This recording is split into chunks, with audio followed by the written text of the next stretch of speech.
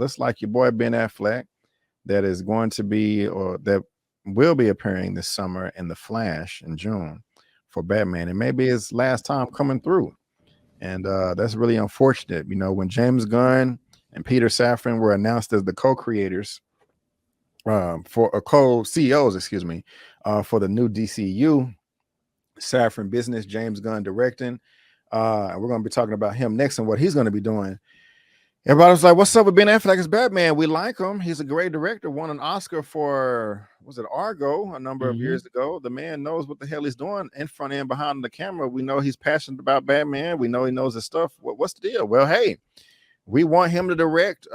We don't know yet, you know, but we want him to direct something at DC. Made sense to me. Okay, let him do a Batman movie, you know?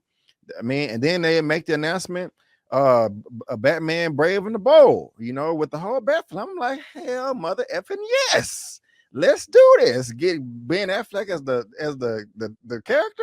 He can direct this mug, perfect, you know. But your boy said absolutely not in a recent interview, man, and this pisses me off.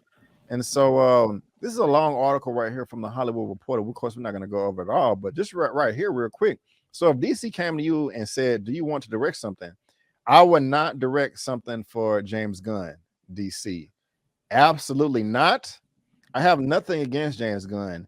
Nice guy. Sure, he's going to do a great job. I just wouldn't want to go in and direct in the way they're doing that. I'm not interested in that. What?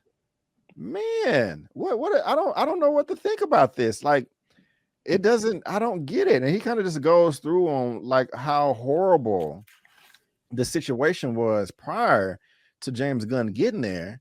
But I'm like, bro, you got a whole new CEO, co-CEO, a whole new regime, man. That he still don't want to be a part of this. Elliot, how do you feel about this? Or you think he's still tricking us and he's still part of this franchise in some way? This is tough, man, because you know, I read most of that article, and you know, we talked about it months ago, and I've always been in the camp that this man has said numerous times, and again in this article, that this character and playing this character almost put him 6 feet under. Now he obviously came into the role with a little bit of drama, well, not drama, but you know, personal issues with divorce and alcoholism, and it made matters worse, especially with the not successful aspects of BVS and Justice League and everything that went on with Zack Snyder behind the scenes. So it wasn't a good experience. So I've always been just the same way I feel about Zack Snyder. Just continue to do what you do best outside of the DC universe. You had your time to shine. Now it's time to move on. So I can understand that, but it does make me a little worried when he like specifically says the James Gunn, what they're doing sounds very like, whoa, what the hell are they doing? What do you know, Mr. Ben Affleck, who's very candid, by the way. I love when actors and people of the stature are very upfront and very transparent about things. So yeah, it makes me a little bit curious on what exactly he saw that was just like, oh, I don't want to be anywhere near this. Or is it just more or less like, I don't want to be anywhere near this because of what happened to me? I got burnt before. This isn't the first superhero character he played in his career, with Daredevil being the first one, and that didn't turn out well. So I think he said, you know what? I'm not going to be like Jared Leto and fail a Joker and do Morbius and, you know, look horrendous out in these streets. I think he sees the writing on the wall.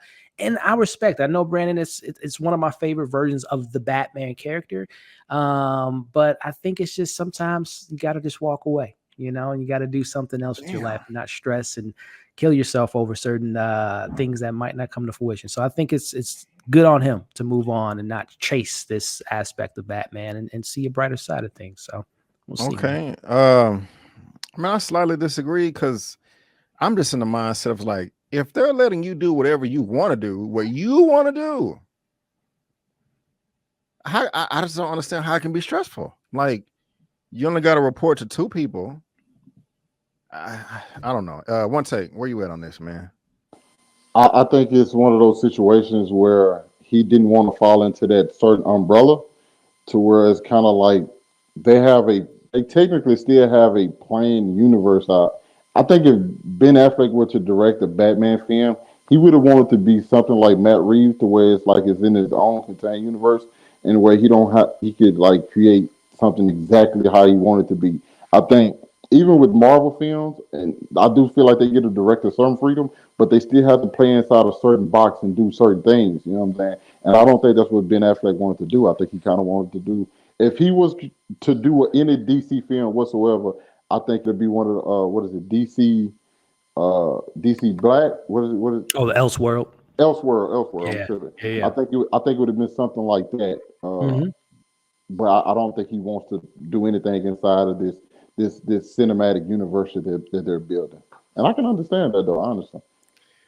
Man, I mean, I don't know. I still can't. B is yeah, it just like, come back. I know, bro. It's like I know he wanted to do the Batman versus Deathstroke, and all of that. And man, that would be cool as hell. I know y'all saw the clip online with them fighting at the warehouse with all the containers and stuff. Like, oh God.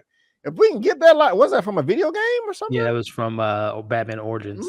Man, if we can get that, and we remember at the end of the Justice League, or with the Snyder Cut or whatever, like how raw old dude looked, like, bruh, like you gonna be having me like this in the theater, like, oh God, you know, like.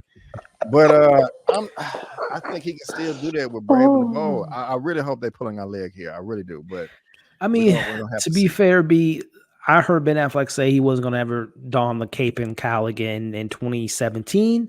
And fast forward to him doing reshoots to Zack Snyder's Justice League in his backyard, to now he's going to be in The Flash come this summer. And he was on the set of Aquaman. It was a picture of him and Jason Momoa on the set of Aquaman. So, you know, he's married. He has a new chance on life with J-Lo. Never say never. So and we never thought that Zack Snyder was going to have his Zack Snyder's Justice League come out. So listen, it's Hollywood. We've seen crazier things. So it might not be an immediate, I want to work with this chapter of James Gunn, what they're trying to do. There's like Big Dog said, there's other chapters, there's other Elseworlds, there's other stories they can tell in 5 or 10 years. So you never know, B, but it might not be tomorrow. That was a great point, because I have to say a lot of things, but you know, I think when those trucks start rolling around, and those brick trucks start rolling around, and they get in those rooms, and checks start getting signed, you know, things change up a little bit. Just cast J-Lo as his Catwoman and Matt Damon as his Alfred. Maybe he'll do it. Yeah, you know, feed him some breakfast in bed, J-Lo, and talk some sweet nothings in his ear. And baby, I'll do some extra if you know. I mean, why not? I wouldn't be mad at it. You know what I'm saying? But you guys let us know what you think. If you're watching this via live or a replay, it's the Hollywood Reporter. Link for you to read at your own leisure in the description box below. Well, guys, we have one topic left. And there was so much speculation online about, who's going to direct this movie. Who is going to direct Superman? And like you, Elliot, I'm kind of behind on my animated films. I still need to watch there was the DC animated film where like Apocalypse beat everybody. Not Apocalypse beat everybody. That don't make sense. Darkseid beat everybody. And that new god or the old god Triton came in and they was boxing and all that. Apocalypse War? Yeah. Well, you think I'm trying to talk shit or something? No, I'm saying, have you watched it? Oh no, yeah, I've watched it. Yes. Oh, yes. Okay. Yeah, I watched that. Okay. But when they rebooted it, the next DC animated films was a newer Superman. Like Superman, I haven't seen that. Is what I'm gonna get at. But yeah, it's cool. I've seen. I own it on Blu-ray. I'm proud of that. It's part of the collection. So I still got to check that out. And every time I hear this new James Gunn Superman, that's what I think of. And so that's kind of what I'm modeling off of, even though I haven't seen it. But James Gunn, he announced his slate, his chapter 1, Superman Legacy, but nobody knew who was going to be directing the film. But now we know. Last topic of the day, topic number 9, coming from the Hollywood Reporter. James Gunn to direct Superman Legacy. The DC Studios co-head is helming from his own script, with the film looking to cast a new Clark Kent. I wish all these ads would get out of the way. Superman Legacy will be the first big screen feature of the Gunn Safran era. Warner Brothers has the project dated for July of 2025, which is a little over 2 years away. So they should be going into filming starting next summer. It focuses on Superman balancing his Kryptonian heritage with his human upbringing. He is the embodiment of truth, justice, and the American way. He is kindness in a world that thinks that kindness is old-fashioned. Safran told reporters in late January. On Wednesday, Gunn explained that he hesitated to take on the movie, even though he was offered the character before ultimately taking on Suicide Squad for Warner's. I initially said no because I didn't have a way in that felt unique and fun and emotional that gave Superman the dignity he deserved. Then, a bit less than a year ago, I saw a way in many ways centered around Superman's heritage, how both his aristocratic Kryptonian parents and his Kansas farmer parents inform who he is and the choices he makes. Even after deciding to write, he was hesitant to direct, explained the filmmaker. Just because I write something doesn't mean I feel it in my bones, visually and emotionally enough to spend over 2 years directing it, especially not something of this magnitude. It is Superman. But the long and the short of it, I love this script, and I'm incredibly excited to begin this journey. Dun, dun, dun. Superman Legacy will mark Gunn's first time directing an A-list superhero. He made a name of himself taking relatively unknown characters such as Marvel's Guardians of the Galaxy and turning them into household names, and D-list DC characters such as Polka Dot Man, King Shark from the Suicide Squad, also Peacemaker. One Take Big Dog, I'm coming to you first this time, man. Does this get you excited that James Gunn is going to be directing this, or would you rather somebody else do it? How do you feel, sir? I absolutely love that he's directing this. One is he wrote the script, and I kind of feel like he has a certain connection to it, and I kind of feel like he knew that he would be the best person to bring this character or this vision he has for this character to life. You just talked about it. He brought characters that were obscure characters that a lot of people didn't really know too much about. I knew nothing about the Guardians. Now I'm in love with the Guardians. The way he did the Suicide Squad with those characters, completely unlikable characters, made you love them. I love Ratcatcher too. I'm ready to see her in something else. And then you take a piece of garbage character like Peacemaker and give him a series and make you get emotional for that character, knock that whole thing completely out the park. Now you're taking one of the most beloved characters in Superman, who people already love, and you're just making people love him more. That's literally what you just make people love all. And then one of the quotes, I can't quite remember verbatim what you just said. I think it's one of the first quotes you had. It was like, he's kind in a world that no longer believes in kindness. Mm-hmm. That says really old fashioned. Yeah, that right there really gets me, because it's like I don't never think Superman needed to change for what the world was becoming. I think him being himself and being true to like who he is and what he felt like the world should be was always one of the best parts about Superman. You know what I'm saying? That sweet, kind person, and like I think kindness and generosity, overshine like whatever the world is changed to. And I think the world will always need that. And getting it from somebody who literally can destroy the planet, like lets you know, like, okay, if he can do it, so can I. This guy don't have to take anything that the world is giving to him, but he does. He's genuinely wants to be a good person. Like an alien being the most human out of all of us. So I love that. So like I said, man, James Gunn has made us fall in love with characters that we didn't know. To giving him a character that's beloved amongst all, and seeing whatever his vision is for that, I can't wait to see it. I'm so happy about this announcement. I think it's going to be great, and I really and another thing I just wanted to mention: a lot of times in these James Gunn properties, like Guardians of Suicide Squad, he's focused on multiple characters. It's always like ensembles. This is a singular story about just Superman. Superman's the lead. The focus is on him. So all that extra stuff that can go with other people is going to Superman. So yeah, I think I love it. I love the announcement. Yeah, man. I love that. I love your commentary. Michael Marblood agrees as well. Big Dog spot on with everything he's saying. Yep. Yeah, man. I love having One Take Big Dog on, especially when it's DC, because he's so damn excited. You can tell One Take excited because he'd be talking fast, like he on a time or something. Like, I only got 45 seconds. I'm like, slow down, bro. You know what I'm saying? We can talk as long as you want, but I love it though. I feel you, man. You know what I'm saying? So, yeah, Elliot, coming to you, bro. How you feeling about this, man? Are you happy he's directing this, or would you rather somebody else do it?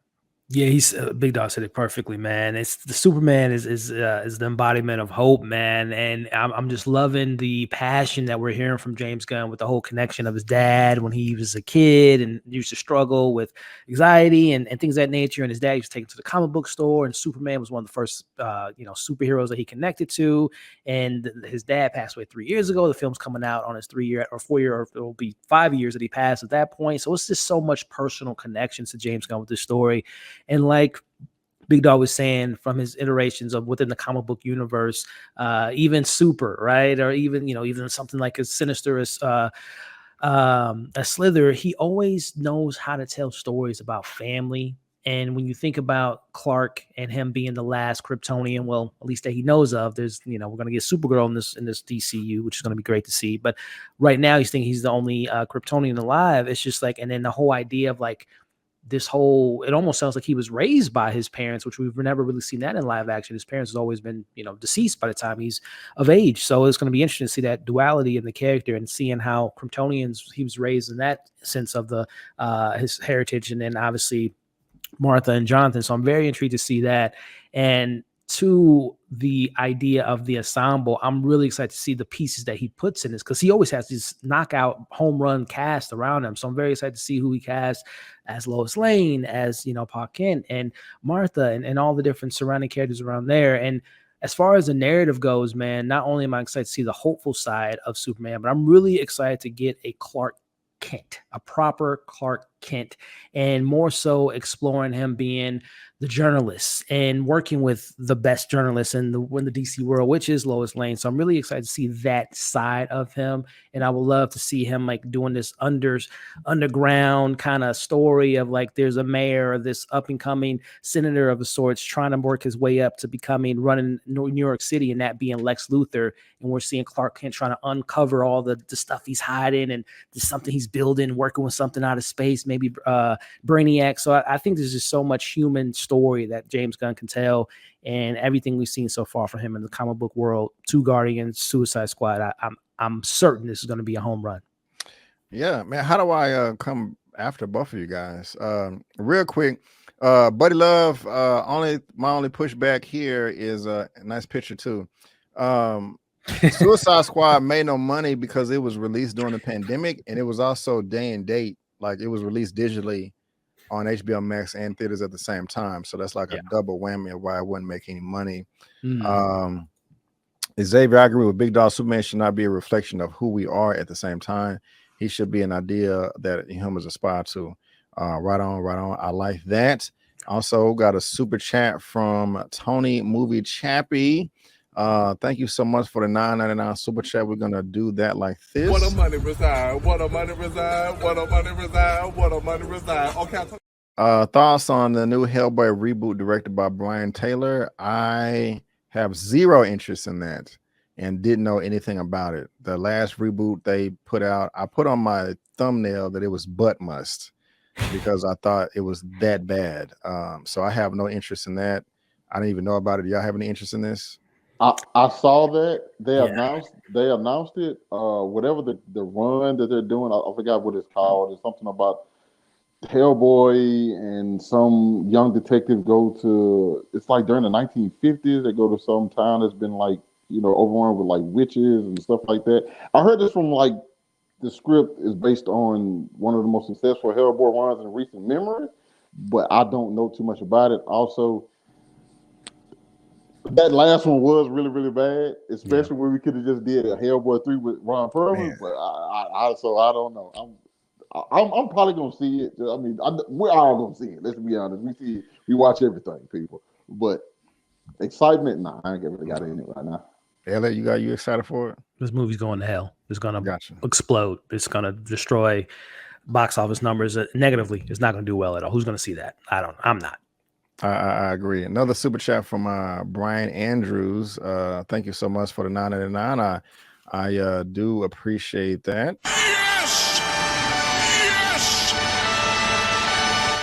But as far as my commentary on James Gunn's Superman, hey, why not? I'm here for it. I'm just really interested too because his sense of humor is very obscure, and I don't know if I'll say raunchy. if I had a, and there's nothing raunchy about Superman at all. Whether it's Peacemaker, which has crude jokes, Suicide Squad, of course, Slither, Guardians, they have they're making jokes about semen all on the walls in the ship, like it looks like some type of painting. And so he may have to hold back a little bit on all that, which I think he should as Superman. But I'm confident he's gonna deliver on that action. Yeah. But to that point too, B, I mean, he's doing a lot, which is you talk about Kevin Feige being worn thin. I mean, James Gunn right off the bat is like, give me all the projects. So I think to your, his crudeness of his writing might be justified, or getting that scratching that itch with Peacemaker season 2, which I'm sure he'll have his hand in the writings for that. So all the stuff he wasn't able to do with Superman, he could put in that show, and also Creature Commandos that he's writing, the animated show. So I think he's going to get all his kitty, funny, off colored jokes off with those projects, and then really get focused on the seriousness of Superman. Cool. Well, we'll see. I'm looking forward to it, and so. The DC world, y'all, is apparently going down. It's going down.